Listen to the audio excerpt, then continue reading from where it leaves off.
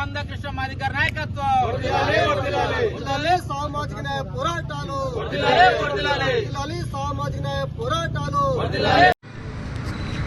SC రిజర్వేషన్ల వర్గీకరణను సాధించిన మహాజన నేత మాన్యశ్రీ మందకృష్ణ మాదిగర్ గారిని స్వార్థపరులు, ఎస్సీ వర్గీకరణకు వ్యతిరేకంగా పోరాడుతున్నటువంటి ఎవరైతే వ్యతిరేకులు ఉన్నారో మాల మనవాదులు మందకృష్ణ మాదిగర్ గారిని వ్యక్తిగతంగా విమర్శించడాన్ని మాదిగ స్టూడెంట్ ఫెడరేషన్ మేము తీవ్రంగా ఖండిస్తున్నాం. ఖబర్దార్ అని కూడా హెచ్చరిస్తున్నాం.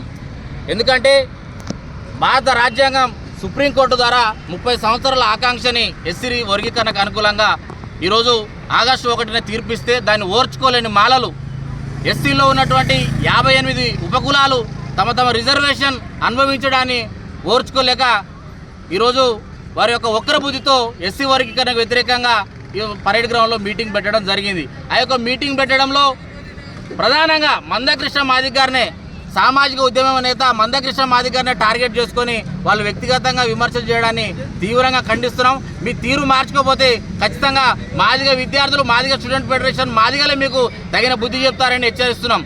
అదేవిధంగా సామాజిక న్యాయానికి ఈరోజు భారత రాష్ట్రపతి నుంచి, భారత ప్రధానమంత్రి నుంచి ముఖ్యమంత్రులు, సామాజిక సంఘాలు, ప్రజా సంఘాలు, విద్యార్థి సంఘాలు, కుల సంఘాలు, ఈ దేశంలో ప్రతి ఒక్క పార్టీ కూడా ఈరోజు ఎస్సీ వర్గీకరణ సమర్థిస్తుంటే దానికి విరుద్ధంగా కొంతమంది మాల వ్యతిరేకులు, వర్గీకరణ వ్యతిరేకులు ఈరోజు బట్టగాల్చి మాల మాదిగల మధ్య చిచ్చు పెట్టే ప్రయత్నం చేస్తున్నారు.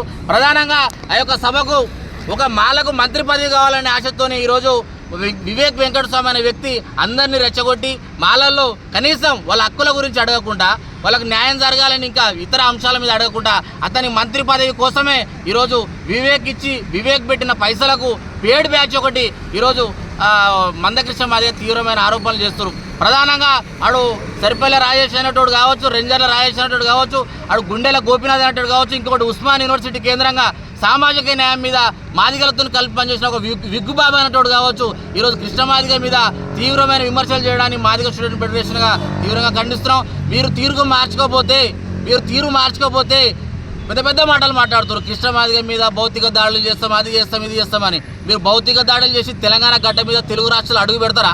ఇళ్ళల్లో ఉంటారు అక్కడక మీరు? జాగ్రత్త అని ఖబర్దారని హెచ్చరిస్తున్నాం.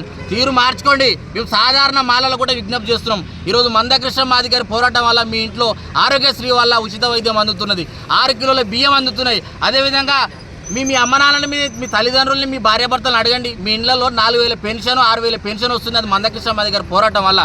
మీ జనాభా ఎంత ఉందో మీరంత వాటా పొందండి. మీ వాటాని మేము గుంజుకోవట్లేం. కాబట్టి మా వాటాని మేము తీసుకోవడానికి మేము సిద్ధంగా ఉన్నాం. కృష్ణ మాదిగర్ నాయకత్వంలో ఖచ్చితంగా దేశవ్యాప్తంగా ప్రధానంగా తెలుగు రాష్ట్రాల్లో వర్గీకరణను సాధించాం. దాన్ని రాబోయే రోజుల్లో అమలు చేసుకుంటామని హెచ్చరిస్తున్నాం. మీకు తీరు లేకపోతే మాత్రం జరగబోయే పరిణామాలకు ఎవరెవరైతే రెచ్చగొడుతున్నారో, ఎవరెవరైతే మందకృష్ణ మాదిగర్ మీద వ్యక్తిగత విమర్శలు చేస్తున్నారో వారికి జరగబోయే పరిణామాలకు తీవ్ర పరిణామాలు ఉంటాయని హెచ్చరిస్తున్నాం.